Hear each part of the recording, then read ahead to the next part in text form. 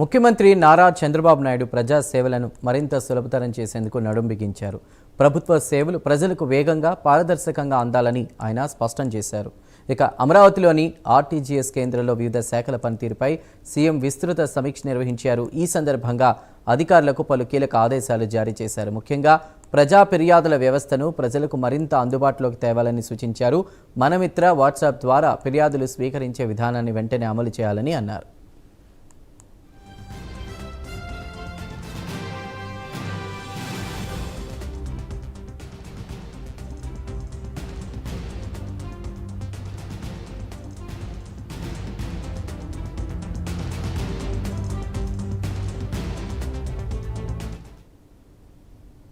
ప్రజలతో నిత్యం సంబంధాలున్న శాఖల్లో సేవలను సులభతరం చేయాలని ఆదేశించారు సీఎం. ఇప్పటికే 11 రకాల సేవల ప్రక్రియలను కుదిస్తున్నట్లు కూడా అధికారులు ముఖ్యమంత్రికి తెలిపారు. ఆన్లైన్తో పాటు వాట్సాప్ ద్వారా ఫిర్యాదులను స్వీకరించాలన్నారు. వాయిస్ మెసేజ్లను కూడా ఫిర్యాదులుగా పరిగణించాలని సీఎం సూచించారు. రాష్ట్రంలో సుమారు 3000 ప్రాంతాల్లో మొబైల్ నెట్వర్క్ సమస్యలున్నాయని గుర్తించిన ఆయన 3 నెలల్లోగా ఈ సమస్యను పరిష్కరించేందుకు నెట్వర్క్ సంస్థలతో మాట్లాడాలని ఆదేశించారు.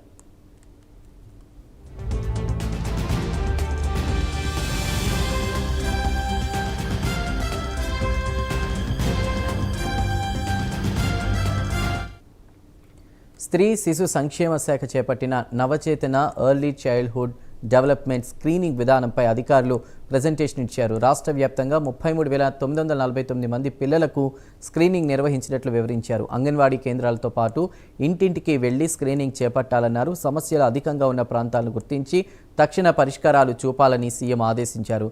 క్షేత్రస్థాయి పర్యటనలపై సర్క్యులర్ జారీ చేశామని, కార్యదర్శులు నెలలో 3 రోజులు, హెచ్ఓడీలు 6 రోజులు, జిల్లా కలెక్టర్లు 8 రోజులు పర్యటించాలని ఇందులో పేర్కొన్నట్లు తెలిపారు అధికారులు. ఇక ఈ సమావేశంలో సిఎస్ సాయి ప్రసాద్, డీజీపీ హరీష్ గుప్తా, ఇతర ఉన్నతాధికారులు పాల్గొన్నారు.